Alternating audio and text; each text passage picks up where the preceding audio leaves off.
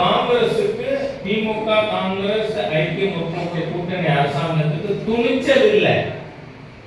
அதனால 7 ஆண்டுகளா அவர்களால செயல்படுத்த முடியல.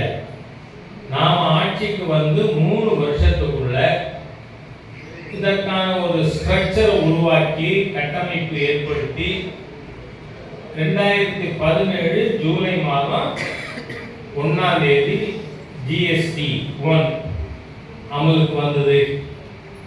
காரணம் என்ன? பிஜேபி அரசாங்கம், மாண்புமிகு பிரதமர் மோடி அவர்கள் தலைமையிலான அரசாங்கம் துணிச்சலோட இழப்பீடை நாங்கள் ஈடு செய்வோம் சொன்னதுனால எல்லாரும் கேட்டு போட்டாங்க.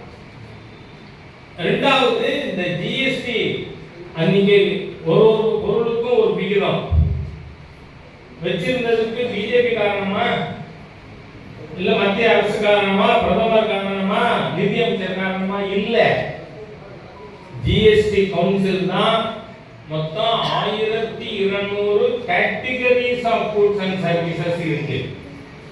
இப்போ கேட்டகரிஸ் ஆஃப் கூட்ஸ் அண்ட் சர்வீசஸ்னா என்னங்கறத ஒரு சின்ன உதாரணத்துக்கு சொல்லி நான் உங்களுக்கு புரிய செய்யணும்னு நினைக்கிறேன். இப்போ சமையல் தட்டு முட்டு சாமான்கள்னா அது ஸ்பூனா இருக்கலாம், கரண்டியா இருக்கலாம், தட்டா இருக்கலாம், ஆப்பையா இருக்கலாம், இதெல்லாம் ஒரு கேட்டகரின்னு கணக்கு. இந்த மாதிரி எவ்வளவு இருக்கு? 1200 categories of goods and services. இது ஒன்னொன்னுக்கு யார் ரேட் ஃபிக்ஸ் பண்ணது? GST council. ஜிஎஸ்டி கவுன்சில்ல திமுக அமைச்சர் இருக்காரா இல்லையா? திரிணாமுல் காங்கிரஸ் அமைச்சர் இருக்காரா இல்லையா?